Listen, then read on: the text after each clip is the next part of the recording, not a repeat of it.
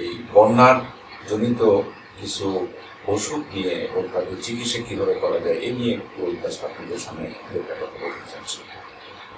তো এই বন্যাতে যে পানি আটকা পড়ে যায় তখন কিছু রোগের প্রাদুর্ভাব হয়, এগুলিকে বলা হয় ফ্লাড বর্ন ডিজিজ বা ওয়াটার বর্ন ডিজিজ। এবং বন্যাজনিত যে রোগগুলি প্রধানত যে জিনিসটা হয় সেটা হলো হচ্ছে কলেরা। কলেরা হতে পারে, টাইফয়েড হতে পারে, ডায়রিয়া, ডিসেন্ট্রি হতে পারে, ইভেন ফুড পয়জনিং হতে পারে, হেপাটাইটিস এ বলে একটা ভাইরাল ডিজিজ সেটাও কিন্তু হতে পারে। আর এগুলি ছাড়াও আমাদের আরও কিছু ওষুধের কথা মাথা রাখতে হবে, যেমন মশার কামড়ে ডেঙ্গু হতে পারে, ম্যালেরিয়া হতে পারে। তো এই যেসব ওষুধগুলির কথা বলে, স্কিনের কিছু চর্মরোগ হতে পারে এই সময়টা। তো আমি কয়েকটা ওষুধের কথা খুব বেশি রকমের গুরুত্ব সহকারে বলতে চাচ্ছি। তার ভিতরে উল্লেখযোগ্য যেটা সেটা হচ্ছে কলেরা। কলেরাটা আপনারা এই সাথে পরিচিত। এবং এর লক্ষণগুলি কীভাবে বোঝা যাবে?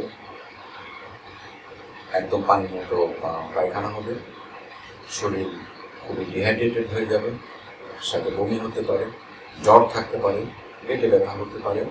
এই যে লক্ষণগুলি, এই লক্ষণগুলি যখন এরকম অ্যাকিউট কিন্তু কন্ডিশনটা হয় এবং রোগী 5 থেকে 6 ঘন্টার ভিতরে একদম স্টেজ হয়ে যায়, তার প্রেশারটা ফল করে, সিভিয়ার ডিহাইড্রেশন এবং ভলিউমটা কমে যাওয়ার কারণেই কিন্তু আসলে প্রেশারটা কমে যায় এবং কিন্তু খুব দ্রুত গতিতে খারাপ হয়ে যায়। তো টাইফয়েডটা কিন্তু এটাও পানিবাহিত একটা ওষুধ।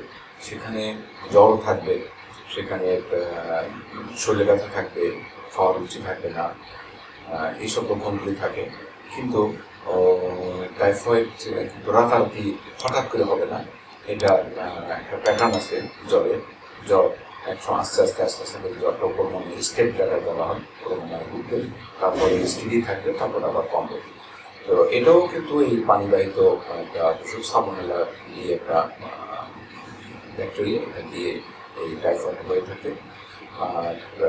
আর একটা ওষুধ সেটা হচ্ছে বোটুলিজম, যেটা ফুড পয়জনিংও কিন্তু দেখা যেতে পারে। আর যে জিনিসটা আমি একটু অন্যভাবে গুরুত্ব সহকারে বলতে চাচ্ছিলাম সেটা হলো, এখন যেহেতু আপনারা খবর পত্রিকাতে দেখতে পাবেন যে ডেঙ্গুতে কিন্তু এখনও অনেক রোগীর কিন্তু এখন আক্রান্ত হচ্ছে। তো মশা কামড় দিয়ে যেটা মশাবাহিত এটা কিন্তু ডেঙ্গুটা এবং ম্যালেরিয়াটাও।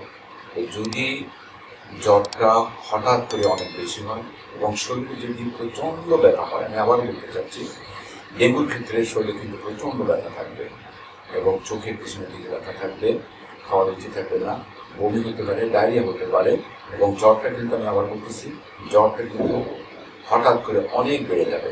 এরকম যদি হয় এবং ওই এলাকাতে যদি মশার থাকে তাহলে কিন্তু এটা ডেঙ্গু হতে পারে।